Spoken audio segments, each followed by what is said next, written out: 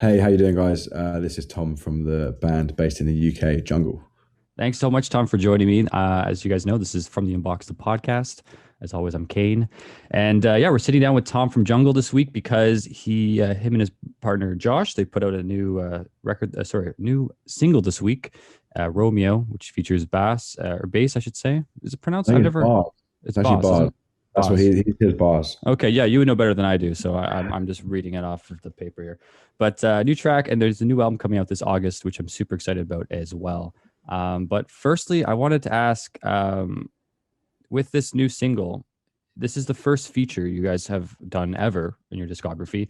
Was that a conscious decision to kind of hold off for the time, or was this something you kind of were planning all along? What was the thought process I there? don't think no. I think you're just waiting for the time to be right and the collaboration and the person and the way that that artist slots into the journey of making the record. It's all about how that works out, really. So, we're not the sort of band that wanted to just like send a check and a backing track to the States and see what happened. Do you know what I mean? Like, um, we met Bars backstage at a festival in Coney Island in 2018 and just became friends. And at the end of 2019, we were putting together the kind of final recording sessions for the record in a studio in North London. And yeah, he was like texted us saying, "Yo, I'm in town," and we were like, "Well, come to the studio, man." So that's how that came about. And I think with collaborating, yeah, it probably takes like a level of confidence in your own artistic, like your own creativity. You've got to be completely comfortable in that to be a good collaborator, because otherwise, you're not going to bring anything good to the table yourselves. So yeah, maybe it was like a bit of confidence that we had, but also just meeting the right people at the right time and him being around to sit down and make a cool track together. Oh, it's awesome. Yeah, it worked out really well. It's a really cool sound. It's a nice shift as well. Like you guys obviously leading into that more hip hop range, which is working out very well for both parties. But the rest of this album too, Loving in Stereo, um, obviously it fits a similar vibe to your previous two records. But how do you feel about this one compared to your other two? Because I know it's a bit of a third album is a pretty big step if you think about it. Yeah, we really love it. We're very excited about how it's going to react with the public. I think it's the most energetic, kind of forward looking, positive album that we've made, and I guess it really feels like we've made the record we've been trying to make for the last two records. You know what I mean? It kind of like we're at a point now where we're really confident. We're obviously like 8, 9 years down the line in terms of being record producers. So like the skill set is a bit more polished. You've got some cool instruments and able to get some analog gear, and I think that's where we're at, and that's kind of how this record sounds now. And I think we're finally at a point where we can really like make the ideas that we hear in our heads a reality, rather than sort of like half getting towards them and but not really having the like ability to make it sound like you've got it in your head. So we wanted to put a choir on this record, and some of these vocal hooks finally now have like the size and the power that they deserve, whereas before maybe Josh and I would be like so not like bullish, but like we were just like, no, we've got to sing it because it's our thing. Do you know what I mean? Mhm. But now it's just like, look, anyone can do it. Anyone can like represent us on record. That's awesome. And do you feel like that sort of freedom and flexibility now that you guys have, do you feel that any of that plays into the fact that, you are kind of doing this independently this third time? Or have you just kind of just been able to access more resources? Probably a bit of both. Like, you know what I mean? We ended up making 14 videos, one for every song on this record. And I don't think a record label would have let us do that. Do you know what I mean? So the Yeah, fact that we're fully in control of what we want to do artistically is, yeah, definitely reflects in the sound of the record. that's awesome. And do you feel like now that you guys are going on tour as well, because you just announced a long stream of tour dates, including Toronto, which is very exciting. I hope to be able to see you guys in October. But are you hoping to be able to transfer, as you said, like that bigger sound into your live shows as well? Is that something you're planning this time?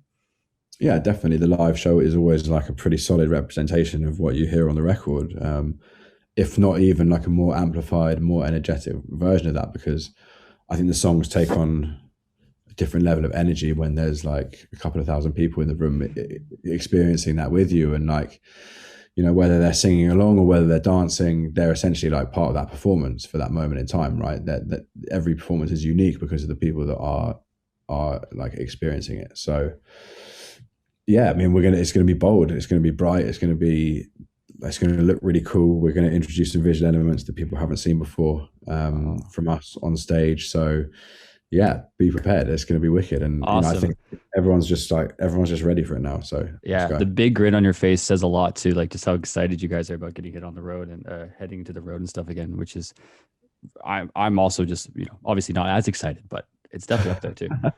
You can be as Um, excited. yeah, there we go. Sure, I'll be excited as Jungle is. And going back to those videos, like that's impressive. You guys shot 14 videos, and from my understanding, it was like what 5 days or something like that. Yeah, 5 shoot days. Less than a week. That's a feat. How did you guys pull it off? With a lot of help. Yeah. We just had an amazing bunch of dancers, two incredible choreographers in CC Nama and Nathaniel Williams. They're just like at the top of their game at the moment in terms of London-based choreographers, and the team that they put around them, like in terms of their assistants, and it's just amazing, man. Like we were able to work with, I reckon, like 12 of the best dancers in this country at the moment, because usually they're all off on tour with huge pop acts. Like a lot of them have been on tour with the Spice Girls, huge artists like that on a global scale. But obviously, because none of that was happening at the beginning of this year, we were able to like get them all in the same location and shoot them for 5 days. And so yeah, like I think it's just like using the energy that you need to do that. Do you know what I mean? It's like everything has to be like there's no room for like questioning an idea. There's no room for like over analyzing or overthinking something. It's got to happen in the moment. You've got to shoot a video in 2 hours. So like there's a rawness to that energy, right? And that really translates on the screen. And I think it just reflects the process of making the record as well. Like we wanted it to be raw. We wanted to like capture the ideas in their sort of like earliest, most raw form, right? And try not to overthink and overanalyze and over edit, essentially, because the stuff just ends up sounding, you end up ruining good ideas quite quickly, basically. And so like what we would like on this record is like, it's a good idea, okay, fuck, let's not ruin it, let's just sort of leave it. And once you then like really deeply understand what the idea is, because you just like left it and sat with it, and like you just understand where it needs to go better. Do you feel that over the years you and Josh have been able to trust your gut, trust your instincts more clearly, or has that always been kind of part of the Jungle mentality? Well, I think like this record is like the return to that like first album level of like, there's no history, right? So there's no fear. And then I think you go through a phase of having a bit of fear and asking questions, which is like generally your second record. Do we change? Do we stay the same? Like how are we actually as people dealing with what's happened to us over the last couple of years anyway?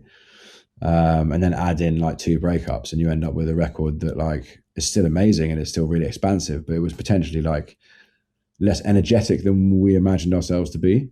You know, it's like there's a lot of like amazing ballads and slow jams and like psychedelic tracks on that record, but I think once we played them live, it was like, okay, Jungle feels like it should be more up tempo, should be more fun and vibrant. And so this record is that, you know, it's up tempo, it's vibrant, it's fun, it's like off the cuff. It feels very youthful to us, you know what I mean? It sort of feels like we're back in 2013 making a first record again.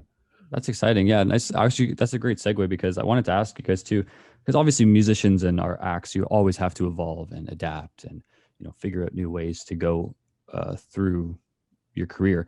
But has there always been something that you guys have been holding on since day one, like something that's been tried and true that you still kind of incorporate into your songwriting or your music or anything, or even just being friends making music?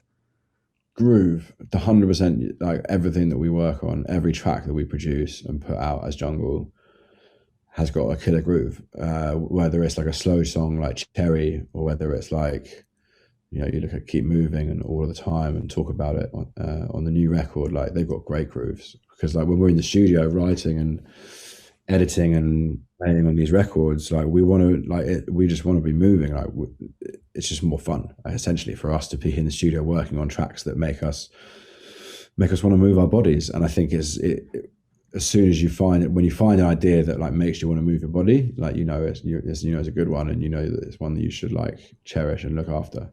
Yeah. Do you guys often come like in terms of your songwriting process, those grooves, do you guys kind of work on it together? Do you bring one to the idea to the table, and then Josh brings another, or is it very very much a duo ship? It completely depends, man. Like there are some tracks where, I mean, there are some tracks that are like co-written with people like Lydia Kitto's done a couple of co-writes on this record, Inflow as well. Look, man, wherever the source comes from, we'll put it in Yeah, the dish, man. Like it's all like, about that groove. I like it. yeah, Yeah, nice I and mean, like, simple. yeah. Cool.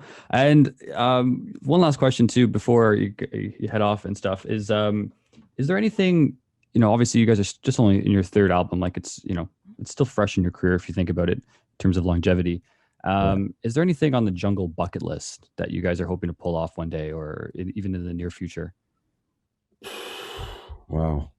On the Jungle bucket list, it's weird because like, I kind of feel like we've ticked a lot of it off. Like the sort of early ambitions were so small, and like in comparison to like the scale of what we've managed to achieve. So like, I don't know, man. Jungle bucket list. I mean, obviously, like playing Glastonbury again would be great. You never know if you're going to play Glastonbury. So that's sort of like the biggest festival in the world, I guess, in our opinion. Um, but I guess also just like who knows whether we'll even be able to come to Canada. So like, let's just fucking keep our fingers crossed and Yeah, don't jinx it. yeah, no, but let's look a little bit like less far in the future and just like hope that everything sorts itself out and we can come see you all soon. All right, that's a good answer. Okay, I'll accept that one. I'll accept that. That's great. Well, yeah, thanks so much again, Tom. I really appreciate it. And keep your eyes or ears peeled, people. Loving in Stereo is coming out August 13th. Is that correct? Correct. Yes. August 13th, worldwide. It's going to be fantastic. And look for those grooves and those big hooks. That's the most important thing going on in the jungle universe. So, yeah, thanks so much again, Tom. I really appreciate this time you've taken. Cheers, dude. Thanks, man. Have a good day.